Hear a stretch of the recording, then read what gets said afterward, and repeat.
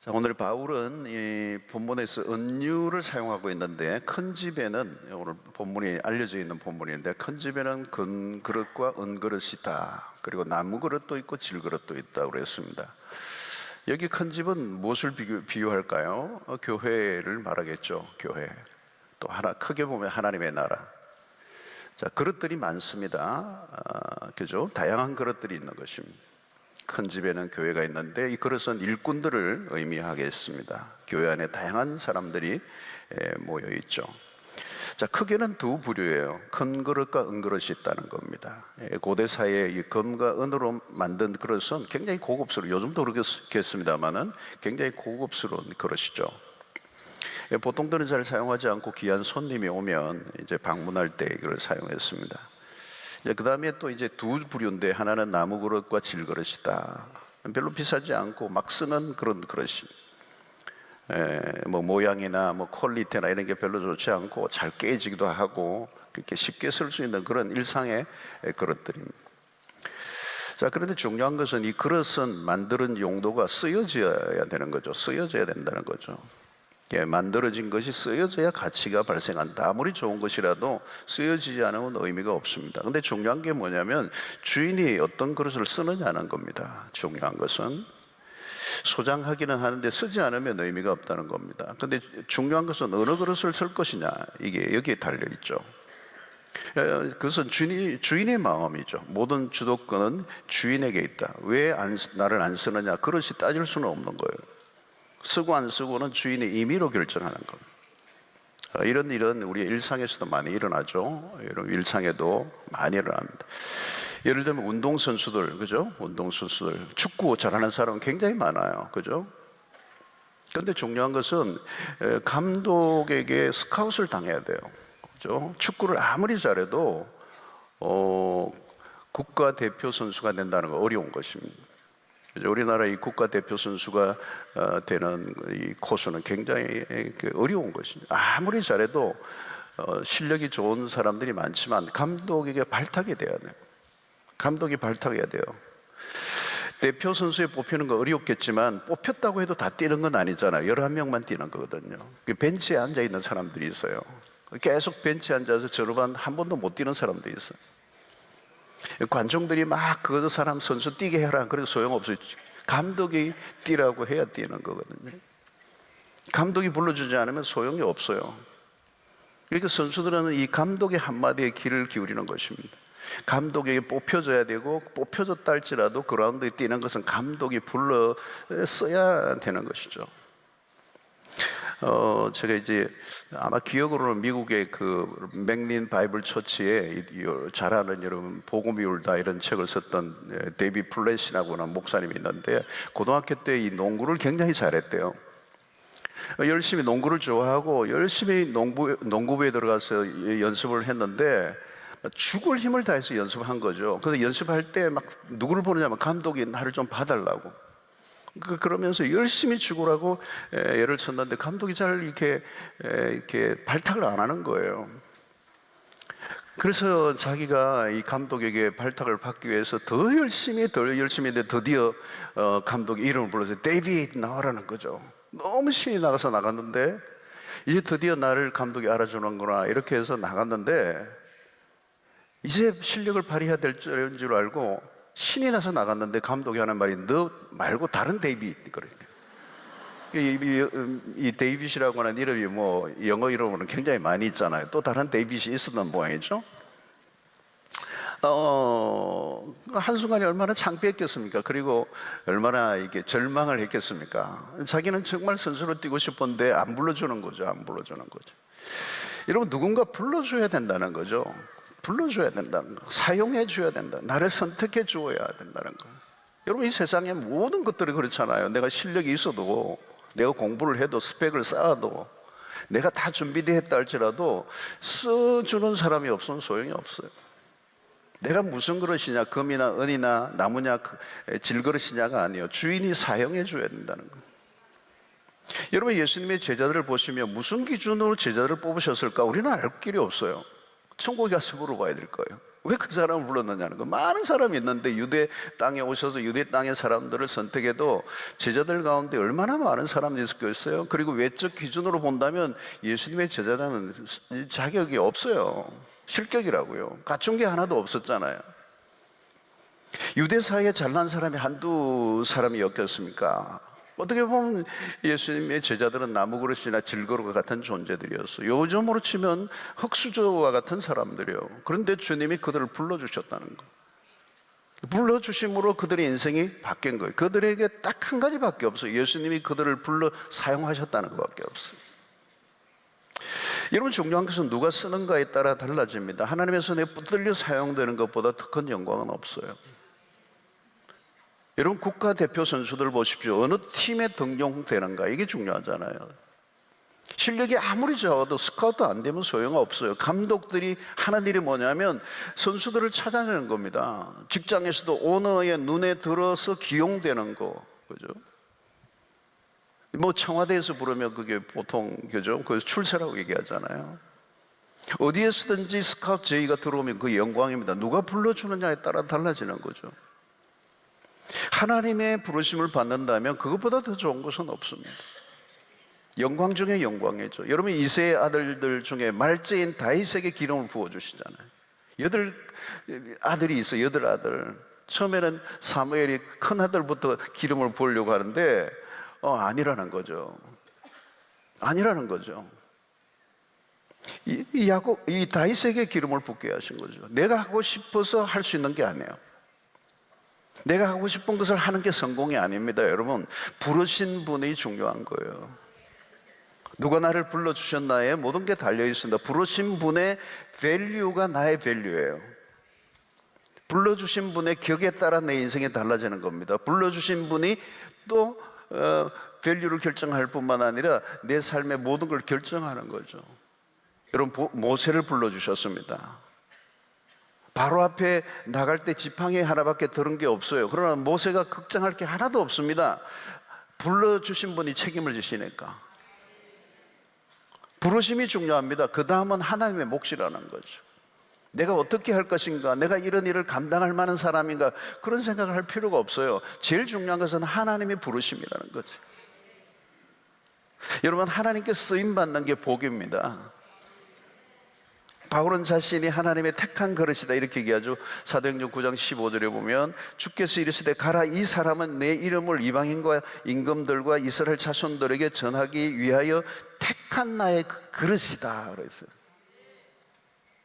하나님이 택하신 그릇이다, 사용하실 그릇이다는 거죠. 딴 게 없어요. 여러분, 내가 무엇을 하겠다는 것 이전에 하나님의 선택이 중요하다. 다른 것은 그 다음에 일어나는 일이라는 거예요. 이런 주님이 주님의 때에 주님의 방법으로 불러주셨어요. 다메섹 도상으로 가던 바울을 특별한 방법으로 불러내신 거예요. 바울은 저항을 할 수 없어요. 하나님의 부르심 앞에는 저항하는 것은 의미가 없어요. 불강적으로 찾아오셨어요. 왜 나를, 설명이 필요 없어요. 그냥 하나님의 마음이라고.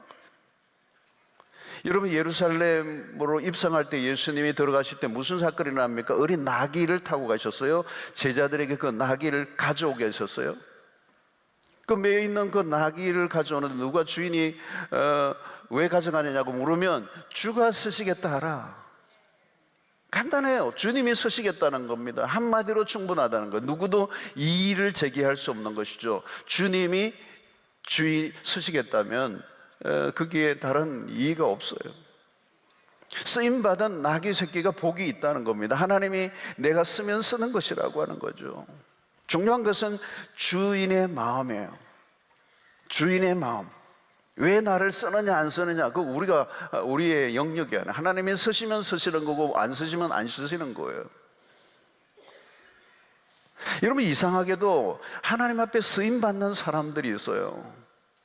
근데 어떻게 보면 다른 제3자가 보면 특별해 보이지가 않아요. 어떤 특별한 걸 갖고 있는 게 아니에요. 설명하기 어려운 일들이 있어요. 근데 왜 저 사람을 저렇게 쓰시는가 모르겠어요. 하나님이 쓰시는 거예요. 어떤 사람은 능력이 있어요. 근데 아무도 안 불러줘요. 여러분, 하나님이 써주시는 인생이 가장 복이 있는 사람. 우리가 부족해도 하나님의 손에 붙들려 사용되면 그게 축복이라는 거예요. 하나님의 손에 붙들리면 다른 인생이 되는 거예요. 밸류가 달라지는 겁니다. 내가 아무리 잘나도 하나님이 쓰시지 않으면 빛이 나지 않아요. 하나님이 조명을 비추어주면 그때 우리의 삶의 자리는 무대가 되는 거고, 모든 것은 전적으로 하나님의 손에 달려있다는 겁니다. 일은 내가 하는 게 아니라 하나님이 하십니다. 예. 여러분, 내가 병이 들었다고 못하는 게 아니에요. 하나님이 병든 사람이라고 쓰시면 쓰는 거예요. 나는 정말 절망적인데 하나님은 그 절망적인 것을 쓰시면 그게 축복이 되는 거예요. 내가 못 배웠다고 하나님 못 쓰실까요? 아니에요. 못 배워도 괜찮아요. 하나님이 쓰시면 되는 거예요. 아무리 잘 배워도 하나님이 안 쓰시면 끝이에요. 이것은 전부 다 하나님의 주권에 달려있는 겁니다.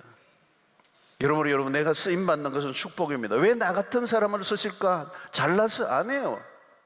내가 준비가 잘 되어서 아니라는 거죠. 그냥 주님이 쓰시는 겁니다. 이유를 설명하라고 하면 딱 하나예요. 우리가 설명할 수 없기 때문에 하나님의 은혜라고 하는 거예요. 나를 지으신 이도 하나님, 나를 부르신 이도 하나님. 바울은 나의 나 된 것은 하나님의 은혜라고 얘기합니다. 이게 바울이 붙잡은 단어는 딱 하나예요. 하나님의 은혜. 왜 나를 불러 사용했는지 알 길이 없다는 겁니다. 바울이야말로 그런 정말 하나님이 쓰시기에 부적격한 사람처럼 보였잖아요. 교회를 핍박하고 예수 믿는 사람을 잡아가두고 정말 하나님에게 반대되는 길을 걸었던 사람인데 하나님이 그를 붙잡아서 강제적으로, 강압적으로 그의 인생을 터닝하셔서 하나님의 도구로, 하나님의 택한 거로 사용하신 것이죠. 여러분, 내가 열심히 해서 열매가 맺히는 게 아닙니다. 하나님이 불러주셔서 사용했기 때문에 열매가 맺히는 거예요. 모든 게 하나님의 은혜라는 거예요. 그래서 여러분, 날마다 하나님의 은혜를 구하시기를 바랍니다. 나에게 잘날 것이 있고 믿을 구석이 있으면 우리가 나올 수가 없어요, 여러분. 이것은 말로만 아니에요. 우리는 정말 예수 그리스도를 의지하는 것밖에는 다른 길이 없는 것입니다. 자, 그러면 하나님은 어떤 그릇을 사용하시는가? 오늘 본문에는 딱 하나예요. 깨끗한 그릇이라는 거예요. 그릇의 상태가 중요해요. 아무리 좋은 그릇이라도 그릇이 들어오면 안 된다는 거예요. 심플해요. 핵심은 금그릇, 은그릇이 아니고 다이아몬드를 박아 넣어도 소용이 없어. 가장 중요한 것은 깨끗함이라는 거죠. 들어오면 쓸 수가 없는 거잖아요. 들어오면 쓸 수가 없는 거잖아요. 은과 금이 귀하고 나무와 질그릇은 천한가? 그것은 세상적 기준으로는 금이 귀하고 나무는 천하게 여길 수 있습니다. 그러나 하나님의 기준은 달라요. 하나님의 기준은 주인이 그릇을 사용하는 기준의 핵심은 깨끗함에 있다는. 그래서 하나님이 쓰시는 도구의 특징이 깨끗함이다. 우리가 그릇의 재료는 바꿀 수는 없어요. 재료는 바꿀 수 없어요. 우리의 영역에서 해야 하는 것은 정결함이라는 것입니다. 자, 주인이 보기에 귀한 것은 금과 음이 아니라 깨끗함이다. 깨끗함이다. 이 세상적인 기준과는 차이가 있는 겁니다. 세상적인 기준은 금과 은, 나무와 흙 이런 것들로 질그릇으로 구분하지만 주님이 보시는 건 안에 내용을 보신다는 거예요. 그러면서 22절에 청년의 정욕을 언급해요. 22절. 또한 너는 청년의 정욕을 피하고 주를 깨끗한 마음으로 부르는 자들과 함께 의와 믿음과 사랑과 화평을 따르라. 이 청년의 정욕을 피하라 이 얘기를 해요. 그리고 주를 깨끗한 마음으로 부르는 자들과 함께 의와 믿음과 사랑과 화평을 쫓으라 그랬어요. 여러분, 여기 청년의 정욕이 뭘까요, 여러분? 이런 청년은 뭐예요? 열정이 있습니다. 굉장히 의욕이 있죠. 근데 여기에 위험이 있어요. 뭐냐면 자기를 드러내고 싶어하는 마음이 있어요. 경쟁심이 강하다는 거예요. 이 조심해야 될 게 뭐냐? 내적인 동기입니다. 아무리 열정이 넘쳐도 불순한 동기가 있으면 안 된다는 거예요. 여러분, 사역을 하다가 일을 하다가 뭔가 하면서 자꾸 부딪히는 사람들이 있어요. 왜 부딪힐까요? 자기 열심 때문에 그래요. 그 안에는 인간적 야망이 있는 겁니다. 인간적 야망이 있기 때문에 부딪히는 거예요. 그 야망과 야망이 부딪히는 겁니다. 야망을 가진 사람들 위험해요. 하나님의 영광이라는 미명하에 자기 영광을 추구하려고 하는 것이죠. 자기를 드러내고자 하는 욕심의 문제입니다. 여러분, 순수해야 되죠. 마음이 청결해야 되고 욕심이 없어야 되고, 하나님의 일을 할 때 사심이 없어야 돼요. 사심이 있어요. 깨끗해야 된다는 거예요. 여러분, 모세는 애굽에서 40년 왕궁에 지나는 동안에 자신의 야망을 키우고 왔습니다. 히브리 민족의 해방에 대한 야망이 커져갔어요. 겉으로는 좋아 보였습니다. 그러나 전적으로 그건 인간적 야망이었다는 거예요. 마침내 애굽 사람을 죽이고 말죠. 그리고 미디안 강요로 도망을 갑니다. 그의 야망으로 시작된 열정은 성급한 행동을 일으켰다는 거예요. 모든 계획은 숲으로 돌아갑니다. 언제나 여러분, 동기의 순수성을 확인해야 돼요. 동기가 확실해야, 순수해야 그 순수한 동기 안에 열정이 일어날 때 그게 제대로 되는 거죠. 내가 왜 이 일을 하려고 하는가에 대한 확실한 명분을 확보하는 것, 그게 정말 조금이라도 티끌만큼도 없는, 불순함이 없는 청결한 양심을 가지게 될 때 거기에 열정이 하나님이 쓰시는 거죠. 여러분, 어떻게 깨끗하게 하십니까? 그러면 우리의 그런 야망, 인간적 야망, 불순한 동기, 이런 것들을 걸러내는 일들을 위해서 매우 중요한 게 뭐냐? 하나님이 사용하시는 고난을 통해서 하신다는 거예요. 고난을 통해서 더러움을 걸러내시는 겁니다. 하나님이 어떻게 하셨죠? 모세의 40년을 광야를 보내게 하십니다. 광야 40일 동안 지나는 동안에 그 모세의 내면에 있는 잔가지들을, 불순한 것들을 다 걸러내시고 인간적 야망을 다 내려놓게 하시는 거예요. 마음의 그릇을 완전히 다 비워내게 하시는 거예요. 내가 무엇을 하겠다는 의욕은 언제나 실패로 돌아갑니다. 하나님이 쓰시겠다고 하기 전에 내가 나서서는 안 돼요. 타이밍이 중요합니다. 이 타이밍, 야망은 타이밍의 오류를 만들어내요. 모세의 야망에 대한 하나님의 판정은 40년 동안 광야에 체류를 하게 한 것입니다. 여러분, 40년이라는 것은 생각보다 긴 세월입니다. 여기 40세 되신 분, 길어요. 40년. 그 40년을 완전히 광야에서 묵혀버렸어요. 하나님의 쓰신 사람들의 특징입니다. 그 무수한 시간을 시련을 통과하게 하고 거기에서 자기의 모든 생각을 다 빼내버리시죠. 여러분, 하나님의 쓰시는 사람들의 특징은 자기 생각이 많은 사람이면 안 돼요. 자기 생각을 다 내려놓는 거죠. 내 계획을 다 내려놓는 거죠. 여러분, 내 계획과 내 생각이 너무 강한 사람은요, 하나님이 쓰시기 불편해요. 하나님은 자기의 속을 다 비워낸 사람을 사용하십니다. 그리고 그 욕심을 다 제거하시고 청결하게 하시고 그 야망을 다 지우고 난 다음에 하나님의 영광을 위해서 하나님이 40년을 보낸 다음에 그를 불러내시는 거예요. 또한 여러분, 중요한 것은 이 그릇의 용도와 목적입니다. 무엇을 담고 있느냐예요.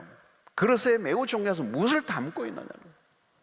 고린도서 4장 7절에 보니까 우리가 이 보배를 질그릇에 가졌으니, 이 보배를 질그릇에 가졌다. 우리가 질그리란 말이죠. 이런 심히 큰 능력은 하나님께 있고 우리에게 있지 아니함을 알게 하려 함이라. 우리가 이 보배를 질그릇에 가져 무엇을 담고 있느냐에 따라서 그 그릇의 성격이 달라지는 겁니다. 바울은 우리를 질그릇으로 비유를 했어요. 질그릇이란 깨어지긴 쉬운 그릇이에요. 볼품이 없어요. 그러니까 어떤 그릇이냐, 그릇의 소재가 무엇이냐, 스타일이 무엇이냐, 그런 건 중요하지 않아요. 담겨 있는 것에 의해서 그릇의 가치가 결정된다. 물을 담으면 물병이죠. 개밥이 들었으면 개밥이고, 개밥 그릇이고, 보석이 담겨 있으면 보석 상자가 되는 것입니다. 플라스틱 통이라도 꽃을 담아 놓으면 꽃병이 되는 거잖아요. 무엇을 담고 있느냐가 그릇을 결정하는 거라는 거예요. 우리는 종종 겉으로 보이는 것에 속습니다. 질그릇에 금태를 두르려고 합니다. 중요한 것은 마음에 무엇을 담고 있느냐는 거예요. 비록 질그릇이고 금이 가 있어도 그 안에 보배를 담고 있었다면 그 보배를 담은 질그릇이에요. 그러니까 그릇 자체보다 그릇에 담겨진 게 중요하다는 거예요. 질그릇에 보배를 가졌다는 것은 놀라운 겁니다. 여러분, 질그릇과 보배는 어울리지 않죠? 근데 신기한 일이 일어나요. 우리 자신만 보면 그저 그런 인생입니다. 특별한 것도 없어요. 내세울만한 게 하나도 없어요. 그런데 우리 안에 보배 대신 그리스도를 모시고 있다는 거예요. 여러분, 우리가 그리스도를 우리 안에 모시는 순간부터 우리의 삶의 가치가 달라진 거예요. 이제는 여러분, 우리 안에 무슨 일이라도 상관없어요. 우리 안에 계신 분에 의해서 우리의 가치가 결정되기 때문에 우리 안에 모신 그분이 놀라우신 분이기 때문에 우리의 삶은 강력해진다는 거예요. 그래서 여러분, 바울이 고린도서 4장 8절로 9절에 보니까 우리가 사방으로 우겨쌈을 당하여도 쌓이지 아니하며 답답한 일을 당하여도 낙심하지 아니하며 박해를 받아도 버림받지 아니하며 거꾸로 들림을 당하여도 망하지 아니하고. 왜요? 우리 안에 보배를 가지고 있기 때문에. 여러분, 조금만 어려움을 당해도 바싹 깨어지는 사람들이 있습니다. 낙심하고 절망해요. 누가 한마디 하고 욕을 하면 낙심하고 절망하는 거예요. 여러분, 질그릇 자체로만 있으면 그럴 수 있습니다. 그러나 바울은 질그릇의 보배를 가졌다. 보배를 가지고 있지 않으면 질그릇이 깨어지면 그것으로 끝나는 겁니다. 그러나 보배를 가진 질그릇은 버려지지 않아요. 왜? 깨어진 질그릇이라도 그 안에 보배를 담고 있기 때문에 깨어져도 여전히 우리 안에 계신 그리스도가 우리의 깨어진 그 틈 사이로 드러나기 때문에 그렇다는 거죠.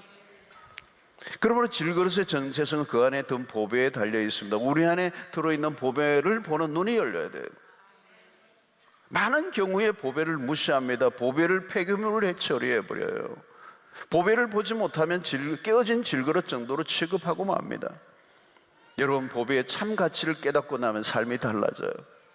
그 보배를 드러내고자 하고 그 보배가 자랑이 되고 그 보배를 존귀하게 여기고, 다른 것을 다 잃어버려도 손해 본다 할지라도 마지막까지 우리가 놓칠 수 없는 것은 우리 안에 있는 보배라고 하는 것입니다. 그릇의 존재의 목적은 그리스도를 드러내는 것입니다. 질그릇이라고 탁할 이유가 없어요. 질그릇이 차라리 낫습니다. 깨어질수록 더 그리스도를 드러낼 수 있기 때문에 그렇다는 거예요. 여러분, 질그릇의 묘미가 뭔가 하면요, 금이 가는 거예요. 금이 가는 거예요. 그 금이 난 사이로 그 안에 들어있는 것이 싹 드러나기 때문에. 하나님이 사용하시는 사람들은 완벽한 사람들이 아니에요. 깨어진 사람들이에요. 틈이 있는 사람들이에요. 모자란 사람들이에요. 연약한 사람들이에요. 그들을 통하여 그리스도를 드러내신다는 거예요. 여러분들이 약점을 고치려고 하기보다 약점을 있는 그대로 드러내시기를 바랍니다. 그 약점을 통하여 그리스도가 드러날 수 있다면 그 약점은 축복이 되는 것입니다. 바울은 자신의 연약함을 통해서 자신의 주님의 그 강함을 드러내심을 발견했어요. 그래서 자신의 연약함을 드러낸 것을 부끄러워하지 않았습니다. 오히려 그 약함이 하나님의 강함이 된다는 것을 깨달게 된 것이죠. 여러분, 우리가 더 영광스러워 가는 것이 우리 자신이 영광스러워가고 우리 자신이 더 멋있어지는 게 목적이 아니에요. 그리스도의 영광을 드러내는 게 목적이 된다. 우리는 깨어질수록 좋아요. 여러분, 깨어진 틈 사이로 그리스도가 드러난다면 깨어져야 돼요. 나를 증명하려고 하면 내가 깨어지면 안 되죠. 여러분, 그리스도를 죽이고 내가 살려고 해서는 안 된다는 겁니다. 내가 죽고 그리스도가 사는 일들을 위하여 우리가 존재하기 때문에, 여러분, 내 안에 계신 그분을 드러내는 것이 우리의 삶의 목적입니다. 이것을 놓치면 그것은 의미가 없어요. 여러분들이 언제까지 쓰임 받으셨는가? 그리스도를 드러낼 때까지. 우리의 삶을 통하여 그리스도가 드러낸다면 내 연약함이나 내 질병이나 내 사업의 실패나 모든 것들을 통하여, 그 일을 통하여 그리스도를 드러낼 수만 있다면 우리는 여전히 존재의 목적이, 존재의 이유가 있는 것이죠. 여러분, 깨짐을 통해서 우리를 하나님은 낮추십니다. 그래서 항상 우리의 문제는 교만이에요. 교만문. 하나님께 쓰임받은 자들의 특징이 있습니다. 자기 자리를 지키는 사람들이에요. 여러분, 다윗은 양을 지키는 자로 충실합니다. 사무엘이 이새의 아들들에게 찾아와 기름을 붓고자 했습니다. 첫째 아들에게 붓고자 했죠. 그런데 하나님 막으셨어요. 나중에 말째인 다윗을 데려오게 합니다. 여러분, 양떼를 다윗은 그 먼 곳에서 양떼를 치고 있었습니다. 형들은 아버지 곁에 있을 때 이 다윗은 먼 이 들판에서 양을 치고 있었던 거죠. 여러분, 양을 치는 것은 어려운 일이에요. 남들이 하기가 싫은 곳이죠. 그늘진 곳입니다. 다윗은 자기가 맡은 일에 충실히 하고 있었던 것이죠. 자기 자리를 지키는 사람이었어요. 여러분, 대개는 위치 이탈을 합니다. 여기저기를 기웃거려요. 겸손이란 뭘까요? 여러분, 자기 자리를 지키는 사람들이에요. 하나님이 쓰시는 사람들의 특징은 자기 자리를 잘 지키는 사람들이에요. 하나님이 쓰시는 그릇은 겸손이죠. 여러분, 위치 이탈이 교만해요. 자기 자리를 지키는 게 겸손인 것이죠. 작은 일에 충성하는 것. 어떤 일이 자기에게 주어졌던 그것이 작다고 그렇게 거부하지 않고 있는 그대로 받아들이고 충성하는 사람들. 그래서 누가복음 16장 10절에 지극히 작은 것에 충성된 자는 큰 것에도 충성되고 지극히 작은 것에 불의한 자는 큰 것에서 불의하니라. 여러분, 모세는 충성된 자였습니다. 미디안 광야에서 40년 동안 목동 생활을 했어요. 묻혀 지냈죠. 여러분, 푹 썩었어요. 낮아질 때는 낮아졌습니다. 하나님이 불러내실 때는 거의 그냥 바보가 되어 있는 거죠. 하나님이 썩게 하시면 썩어야 합니다. 내가 썩지 않으려고 하면 더 기간이 오래 걸릴 수가 있어요. 썩는 기간은 마이너스가 아닙니다. 유익한 기간이에요. 반드시 필요한 시간이라는. 여러분, 반쯤 썩으면요 악취만 나고요 버림을 받아요. 완전히 썩어야 돼요. 그것에 생명의 역사가 일어나는. 신기한 일이 일어나는 거죠. 하나님이 일하시는 방식은 우리와 달라요. 우리는 질그릇과 같다는 겁니다. 우리 자체로만 보면 별 것이 없어요. 별별이 없어요. 금방 깨어집니다. 우리는 작아져야 되고요, 세례 요한의 고백처럼 그는 흥하여야 하겠고 우리는 쇠하여야 하리라. 이 세례 요한의 고백이 우리의 매일 고백이 되어야 돼요. 많은 경우는 세례 요한과 다른 모습을 보여줘. 내가 무엇인가를 하려고 하는 겁니다. 예수도 흥하고 나도 흥하려고 하면 안 돼요. 여러분, 그는 흥하여야 하고 나는 쇠하여야 하고, 내가 쇠해야 그분이 흥해지신다는 거죠. 여러분, C.S. 루이스의 이야기에 나니아 연대기에서 나오는 얘기가 있어요. 그 아슬란이 왕이죠. 아슬란이 캐스피언에게 이런 얘기예요. 곧 너가 나니아의 왕이 될 것이라고 말하는 장면이 나와요. 너가 곧 왕이 될 거야. 그러니까 이 젊은 왕자가 나는 아직 준비가 되지 않았다고 대답을 해요. 그때 아슬란이 이런 얘기를 해요. 그래서 나는 너가 준비되었다고 생각한다. 인상적인 대목이에요. 나는 아직 준비가 되지 않았다고 이 젊은 왕자가 대답을 하는데 아슬란이 대답, 그래서 너는 너가 준비되었다고 생각해. 아직 준비가 안 되었다고 생각하는 그것이 곧 준비가 됐다는 이 역설을 얘기하는 거예요. 무엇을 의미하죠, 여러분? 우리가 준비된 게 중요한 게 아니라는 거죠.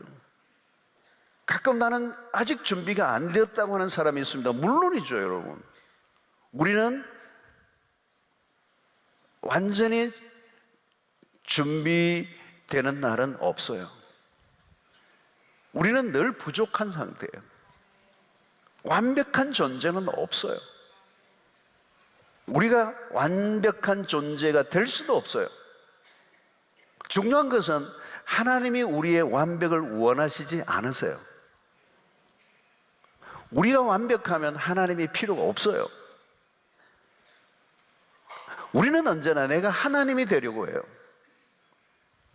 성공을 한 사람들의 착각이 하나 있어요. 나만이 이런 일을 해낼 수 있다고 자랑을 합니다. 나 정도면 이런 정도의 일을 할 자격이 있다고 얘기하는 사람들이 있어요. 무서운 사람이에요. 나는 이제 준비되었습니다. 나는 이것을 감당할 자격이 있습니다. 그런 사람을 경계해야 됩니다. 무슨 자신으로 내가 그 일을 할 자격이 있다고 생각하고 있는가? 사랑하는 성도 여러분, 하나님은 부족하고 연약한 사람을 쓰십니다. 하나님은 연약한 자를 통해 당신의 영광을 드러내십니다. 하나님으로부터 쓰임 받았던 사람들은 모두 능력자들이 아닙니다. 하나님의 손에 들렸기 때문에 위대한 생애를 살았을 뿐이에요. 대표적인 인물이 모세입니다, 여러분. 모세, 광야에 40년 동안 묻혀 있어요. 그냥 나는 그 광야에 묻혀 사는 동안에 모세는 나는 아무것도 아닙니다. I am nobody. 나는 아무것도 아닙니다. 그때 하나님이 부르셨어요. 하나님은 똑똑하고 능력 있는 사람은 쓰시지 않아요. 만약에 똑똑한 사람, 능력 있는 사람이라고 하면 아무것도 아닌 자로 만들어 사용하세요. 이게 하나님의 방식이에요. 내가 특별하다, 난 모든 걸 다 갖추었다고 생각하면 아직 때가 안 된 거예요. 사랑하는 성도 여러분, 오늘 우리의 인생은 짧습니다.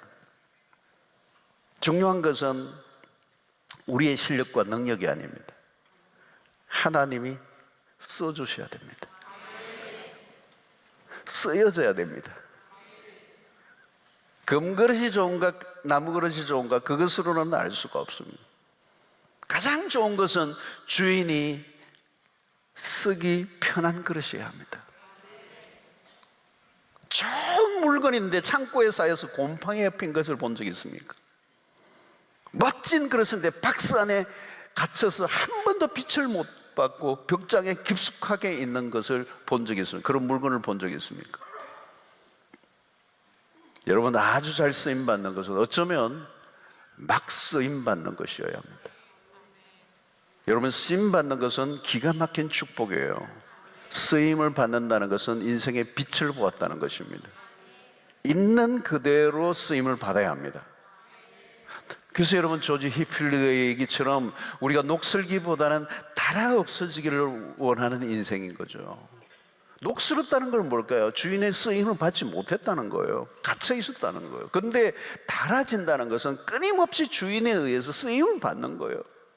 몽땅영필도 여러분, 그 김훈 작가의 손에 잡히니까 완전히 끝에 달아 없어질 때까지, 나중에는 이 볼펜 그걸로 이어가지고 완전히 마지막까지 다 쓰임 받는 거예요. 그래서 그게 소설이 되고 책이 만들어지고 베스트셀러가 되고, 그 몽땅연필 끝까지 쓰임 받는 거, 달아 없어지는 인생. 여러분, 너무 귀한 그릇이라 잘 쓰여지지 않는다면 그건 낭비입니다.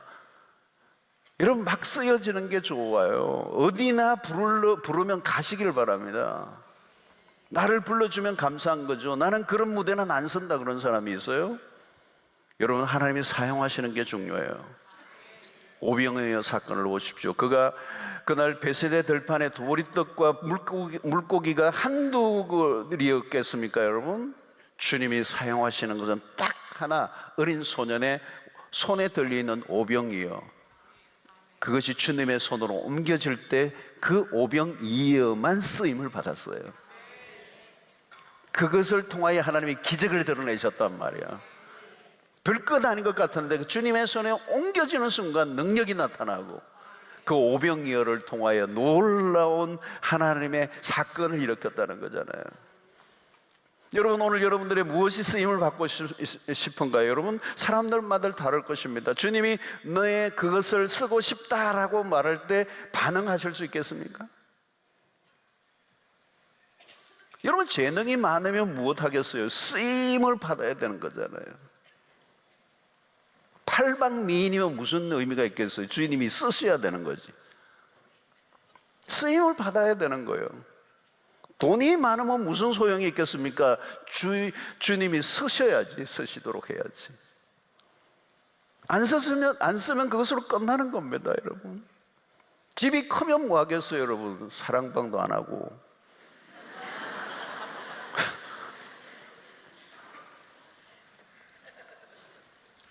호주에 있을 때 이 바베큐 이렇게 하는 거 있잖아요. 멋있는 게 이렇게 팔아요. 굉장히 멋있는 거. 다 백야드가 있기 때문에 이 바베큐 하는 기구를 다 사놨는데 안 써. 어떤 집은 열심히 굽고 전도 대상자들 불러와서 먹이고 또 하고 하니까 그냥 반질반질한 거예요. 그걸 위해서 그냥 섬기고 또 섬기고, 자기 혼자 구워 먹으려고 샀겠어요?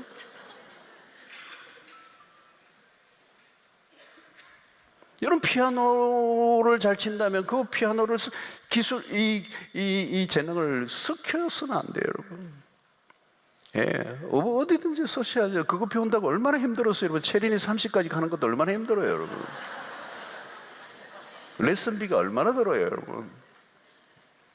근데 그걸 그냥 묵혀버리면 안 되는 거예요. 주님이 쓰시겠다는 거예요. 미래 자립교회 같은데 여러분, 반주자 하나도 없는 교회 가서 반주하셔야 되는 거예요. 예. 배우는 이유가 뭘까요, 여러분? 우리가 가지고 있는 것들을 하나님이 쓰실 때 언제든지 내어놓는 선. 미용 기술 막 배워가지고 여러분 얼마나 여러분 어떤 분은 꼭 뭐 안 해도 여러분 야매로 해도 안 되나요? 전도하기 위해서 말이죠. 그래서 제가 보니까 전도할 때 이 미용 기술이 참 좋은 것 같아요. 막 복음을 계속 전하고 반응할 때까지 계속 구우면 되는 거예요. 계속 구우면. 아직 손님 안 됐습니다. 이러고 말이죠.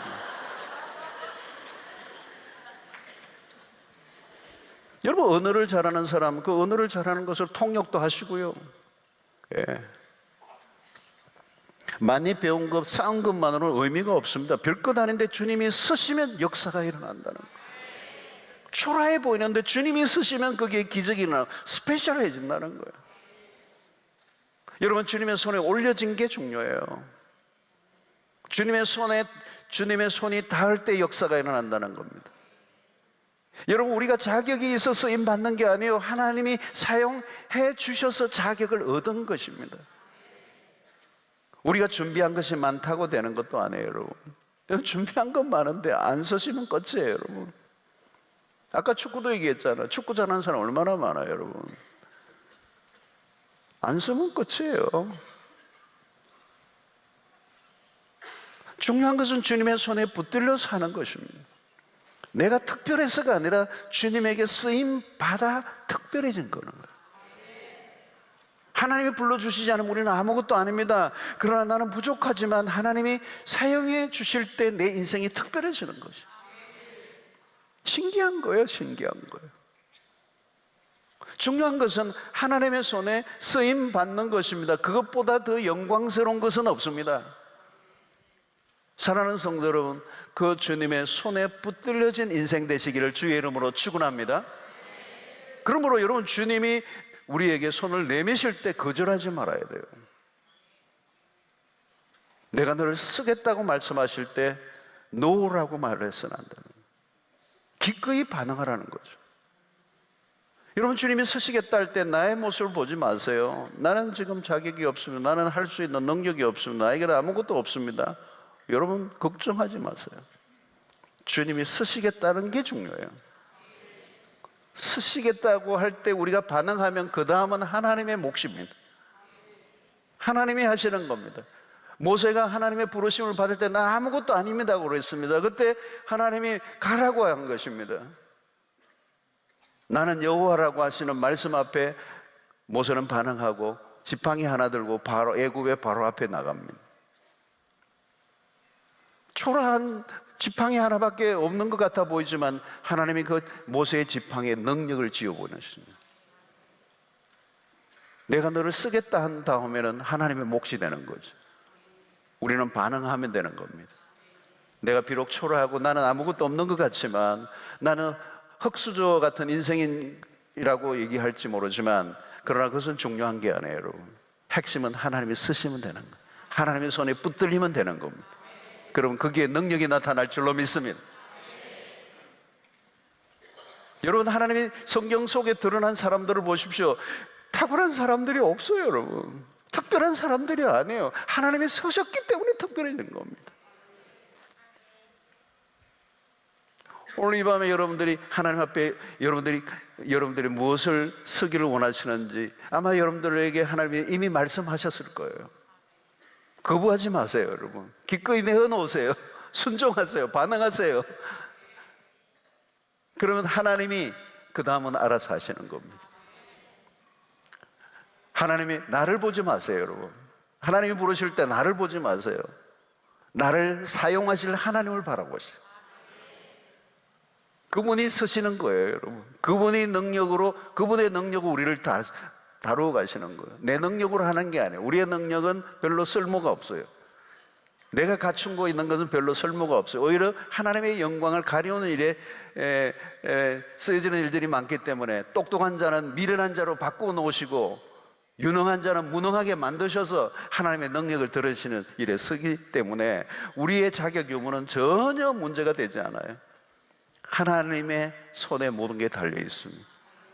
여러분 짧은 인생 가운데 우리의 인생을 하나님의 손에 올려놓는 오병이어처럼 나는 비천하고 별것 아닌 어린 아이의 한 끼에 불과한 오병이의 초라한 것 같은 내 인생이지만 주님의 손에 올려놓을 때 우리의 인생은 달라지게 될 줄로 믿습니다. 평범한 인생이 비범한 인생으로 바뀌는 역사가 거기에 일어나는 것이죠.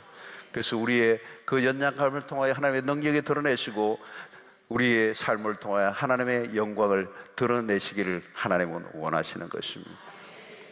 하나님, 오늘 내가 여기 있습니다. 내 작은 것입니다. 내 부족한 것입니다.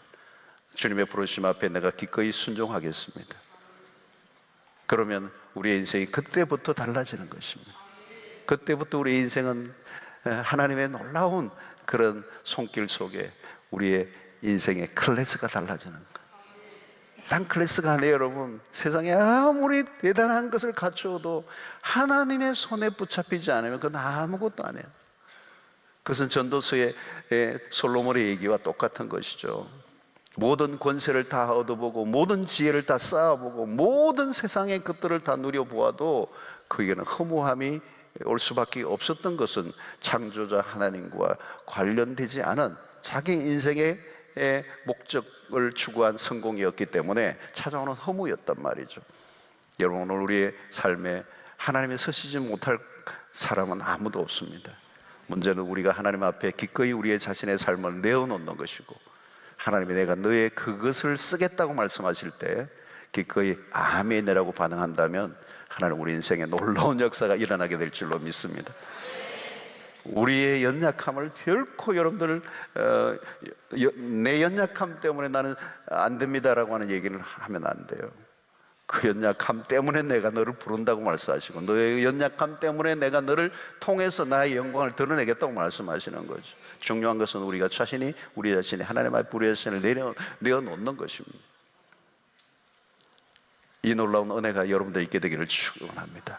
내가 너를 쓰겠다, 내가 너를 무엇을 쓰겠다고 말씀하시는 이 주님의 음성을 오늘 이 밤에 들으시고 하나님 앞에 반응하며 나아가는 축복된 시간 되시길 주의 이름으로 축원합니다.